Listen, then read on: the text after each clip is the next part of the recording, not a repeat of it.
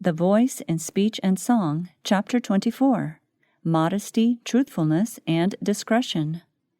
Modest and elevated language. Our language should be modest and elevated.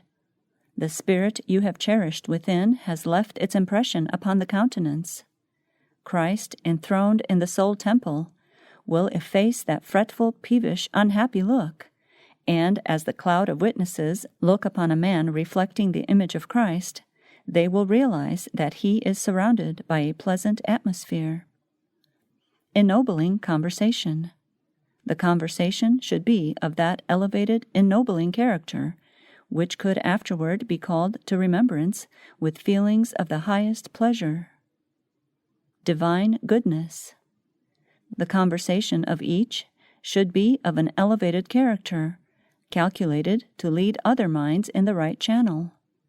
The little mention that is made of divine goodness and the love of God shows marked ingratitude and that Christ is not enshrined in the heart. Pure influence of truth. The pure influence of truth will elevate the whole man. In his business deal with his fellow men, he will have the fear of God before him, and will love his neighbor as himself, and will deal just as he would wish to be dealt by.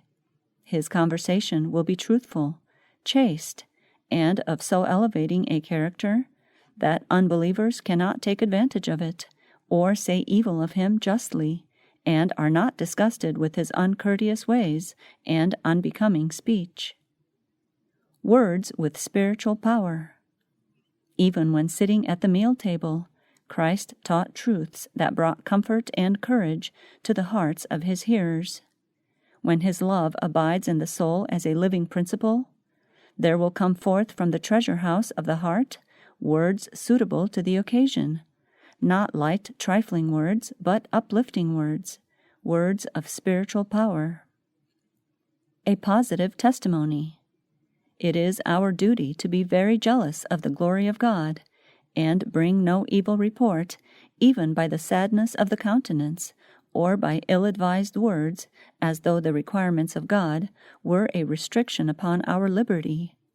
The whole person is privileged to bear a decided testimony in every line, in features, in temper, in words, in character, that the service of the Lord is good. This they proclaim. The law of the Lord is perfect, converting the soul. Let your words be positive on the side of the Lord. Less speaking, more praying.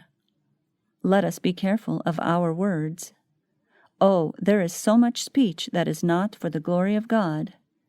Would it not be much better if we should talk less and pray more? Select words. When engaged in labor, guard the mind. Keep it stayed upon God.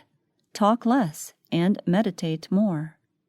Remember, every idle word that men shall speak, they shall give account thereof in the day of judgment. Let your words be select. This will close a door against the adversary of souls. Christ is voice through you. Make a covenant with God that you will guard well your words. If any man offend not in word, the same is a perfect man, and able also to bridle the whole body.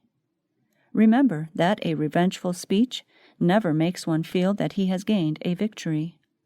Let Christ speak through you. Do not lose the blessing that comes from thinking no evil.